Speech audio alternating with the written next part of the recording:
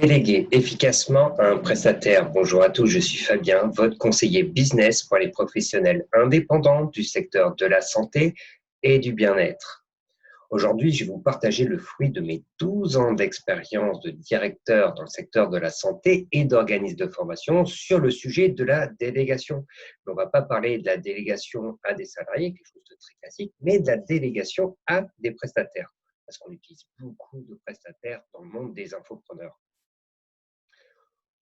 Alors, c'est difficile comme sujet, puisque la délégation, les prestataires, on peut avoir des tonnes de prestataires différents sur des sujets qui sont vraiment différents, mais on va essayer de mettre en place une méthode en 4 phases. Première phase, ça va être de préparer la délégation ou la mission. Il va falloir se poser une question, c'est la question de la pertinence. Est-ce que c'est stratégique de déléguer ou ce n'est pas stratégique? Qu'est-ce qui peut être stratégique? La relation client, en général, c'est un domaine qui est assez stratégique. Le domaine marketing aussi, assez stratégique. Par contre, tout ce qui va être technique, par exemple un site internet sur WordPress, voire même la construction de tunnels de vente sur LearnyBox, à partir du moment où vous avez fait les textes, c'est peut-être pas stratégique et vous pouvez le confier à des prestataires. Ce qui est important, c'est qu'il ne faut pas concevoir la délégation comme un gain de temps, mais comme un investissement. Pourquoi? Systématiquement, pour répondre à vos attentes et pour être satisfait du travail, c'est qu'il va falloir accompagner le prestataire en début de mission. Donc, c'est du temps que vous allez passer pour accompagner une personne. C'est pour ça que je matérialise ça comme un investissement et pas comme un gain de temps immédiat. Si vous ne faites pas ce travail d'accompagnement au début de la mission, c'est certain, vous n'allez pas être satisfait du travail. Vous allez vous dire, bon, le prestataire, il n'était pas bon. Non, c'est l'accompagnement qui n'était pas bon. Donc, pensez à accompagner votre prestataire. Deuxième chose, ça va être une évaluation du temps nécessaire pour faire la mission ou les tâches. C'est-à-dire que lorsqu'on est entrepreneur, on n'est plus spécialiste, on est généraliste. Il faut être un peu touche à tout. Alors, c'est pas forcément savoir tout faire, mais savoir évaluer le temps ou le travail que cela nécessite de faire chaque tâche. Je prends exemple le comptable. C'est parce que c'est arrivé à l'une de mes clientes. Ma cliente avait signé un contrat avec un comptable qui était relativement intéressant. Je crois que c'était 200 € le mois pour la comptabilité d'une SASU avec un chiffre d'affaires relativement important, jusqu'à arriver à la fin de mois, enfin à la fin d'année. À la fin d'année, donc IAS fiscal et PV d'AG pour l'approbation des comptes. Le comptable lui dit, la IAS fiscale, c'est 450 €.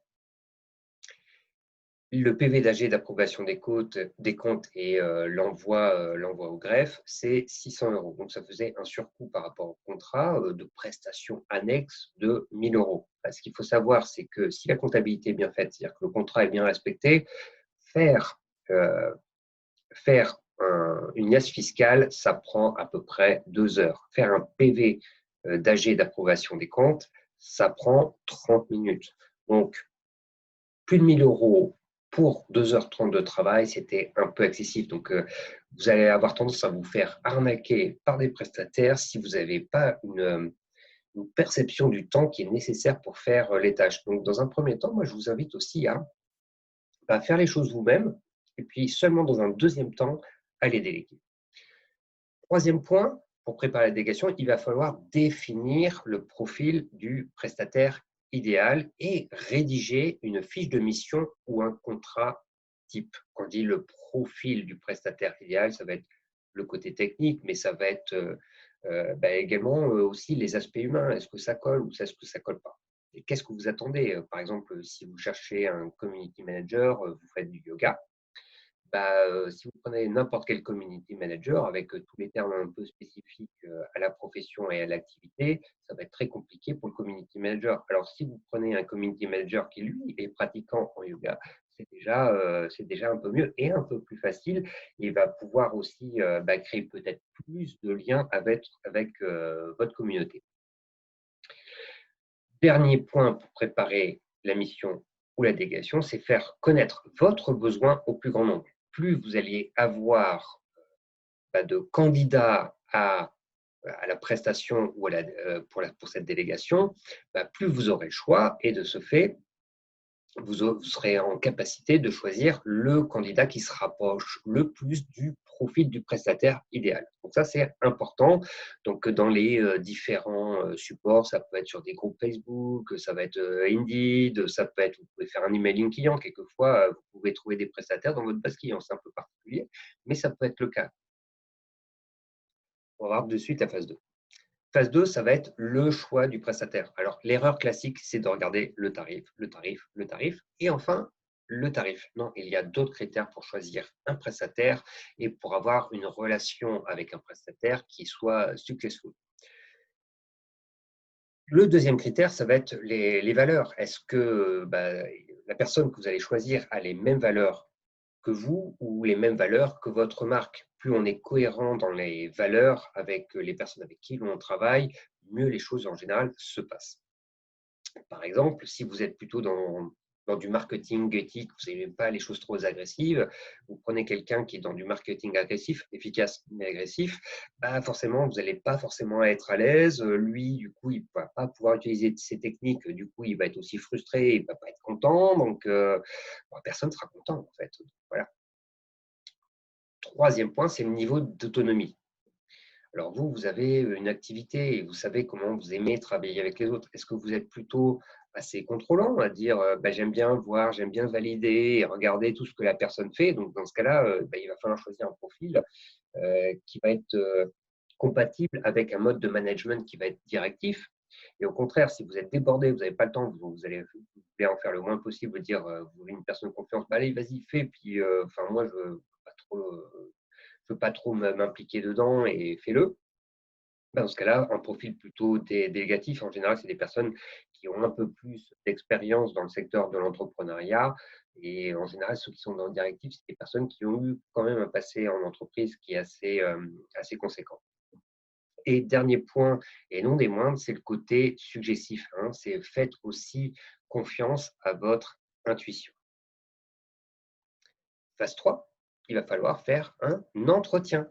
Donc, il faut appliquer la règle du qui fait quoi pour quand. Ça, c'est super efficace dans le boulot. Lorsqu'on travaille à plusieurs, c'est qui fait quoi pour quand. Et puis, formaliser ces choses-là. Donc, je vous ai mis quelques questions à poser lors de cet entretien initial, c'est-à-dire juste avant le début de la mission.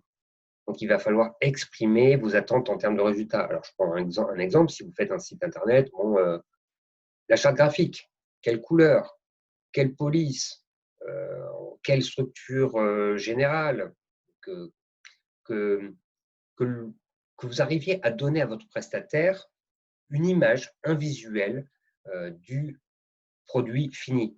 N'hésitez pas non plus à aller rechercher sur Internet des choses qui vous plaisent et dire au prestataire, regarde, ça me plaît bien, est-ce que tu ne pourrais pas t'inspirer, je veux quelque chose qui s'en rapproche. Ça va aider grandement votre prestataire.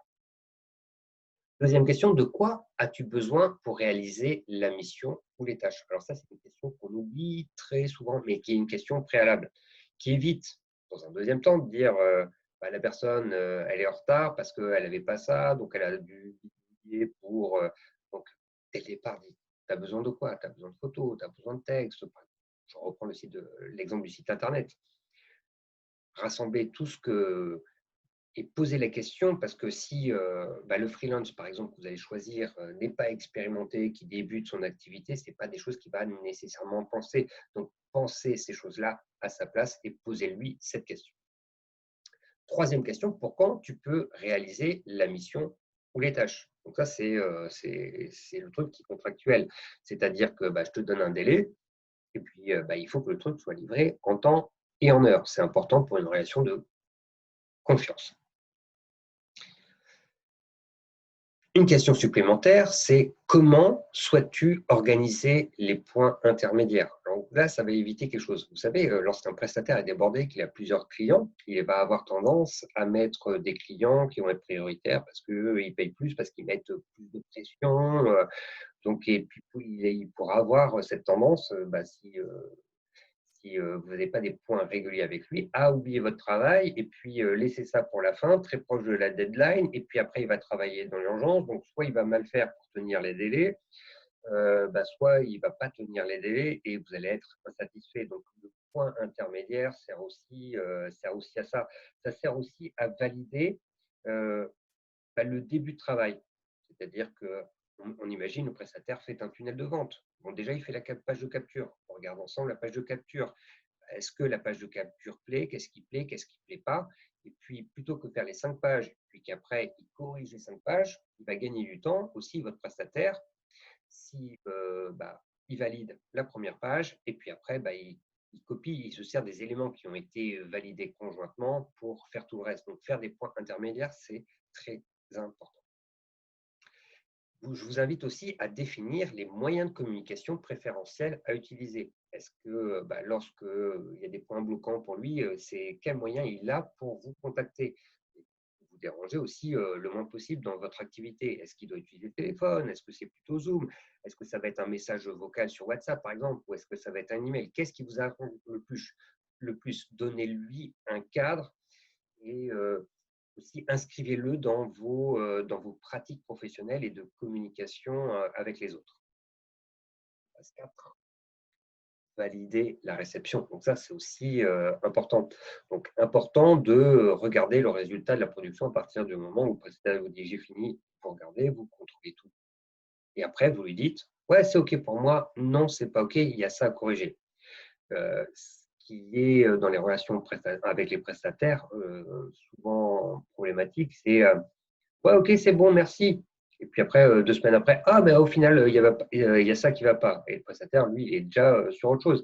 Donc, pensez bien à regarder vraiment tout le résultat de la production et de valider, faire les corrections avant la validation définitive. Dernier point, c'est donner votre feedback sur la mission de façon générale et exprimer les possibilités d'amélioration. Donc là, on est dans un process qualité, process d'amélioration continue. Le prestataire que vous avez choisi, vous allez peut-être rebosser avec lui, surtout si vous êtes satisfait.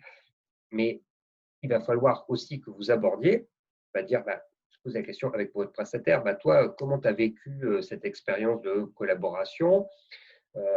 Qu'est-ce qui était bien, qu'est-ce qui était un peu moins bien, et surtout comment on peut être encore plus efficace dans le travail pour être aussi encore plus heureux dans la collaboration.